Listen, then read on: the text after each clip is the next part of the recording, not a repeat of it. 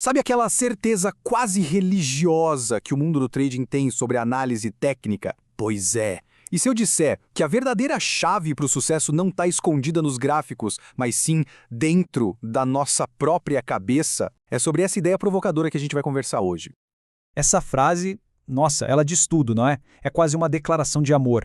Retrata perfeitamente aquela fase de obsessão que muitos traders têm. Essa busca incansável por uma fórmula, um segredo no mercado que vai resolver tudo. Uma verdadeira caça ao tesouro. E que lista, hein? Fibonacci, Bollinger, Elliott. Os nomes são até bonitos, soam como algo poderoso, científico. Cada um deles promete ser a ferramenta que vai finalmente colocar ordem no caos.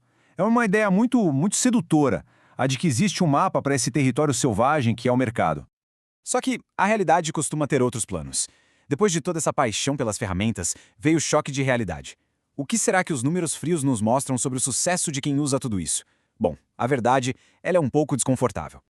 E aqui estão eles, os números. Olhem bem para essa tabela. Não estamos falando de corretoras de fundo de quintal. São gigantes do setor.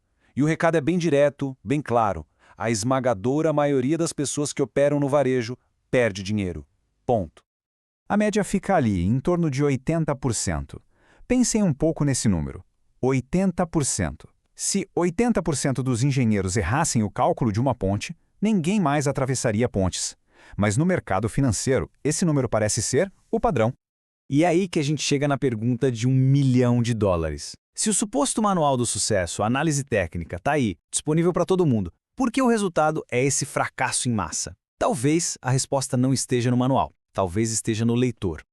A primeira pista para a gente desvendar esse mistério está na ferramenta mais poderosa e, ao mesmo tempo, mais traiçoeira de todas, o nosso cérebro. Ele é uma máquina incrível de encontrar padrões. O problema é que ele faz isso até mesmo onde os padrões simplesmente não existem. Existe um termo para isso, apofenia. É o motivo pelo qual a gente vê um cachorrinho numa nuvem ou um rosto sorrindo numa tomada. Nosso cérebro odeia o aleatório. Ele precisa criar uma narrativa. E um gráfico de preços cheio de altos e baixos é o parquinho de diversões perfeito para apofenia. Agora, olhem bem para esta imagem. Os quadrados A e B parecem ter cores totalmente diferentes, certo? Um parece bem mais escuro que o outro. Pois acreditem, eles têm exatamente a mesma cor. É uma ilusão de ótica. O nosso cérebro nos engana. A diferença é que, no mercado, uma ilusão dessas não custa uau, que legal. Custa dinheiro. E aqui está o pulo do gato. Ninguém olha para um gráfico de forma 100% neutra. A gente quase sempre já tem uma ideia, um desejo, comprar ou vender.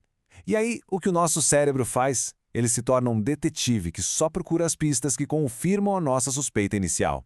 A gente vê o que a gente quer ver. Certo? Nossa mente nos prega peças. Entendido. Mas e as ferramentas? E os indicadores?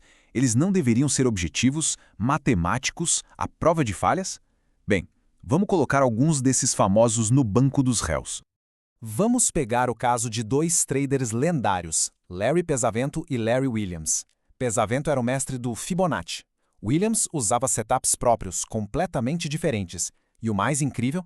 Os dois tiveram um sucesso absurdo. Como isso é possível se existisse uma única ferramenta correta? Isso já nos diz que o segredo provavelmente não está na ferramenta. E agora vem o golpe final. O próprio Larry Williams resolveu testar uma das ferramentas mais sagradas do mercado. Ele analisou 10 anos de dados do S&P 500 e descobriu algo chocante. As famosas retrações de Fibonacci de 61,8 e 38,2 não tinham mais relevância estatística do que qualquer outro número aleatório. A base matemática simplesmente ruiu. Agora, uma história real que parece até piada. O autor do livro que inspirou essa análise estava num jantar com um dos maiores especialistas do mundo em padrões de candlestick. Um cara que escreveu best-sellers que ensinou milhares de pessoas a identificar esses padrões. No meio do jantar, a pergunta inevitável. Qual é o seu padrão de candlestick favorito para operar?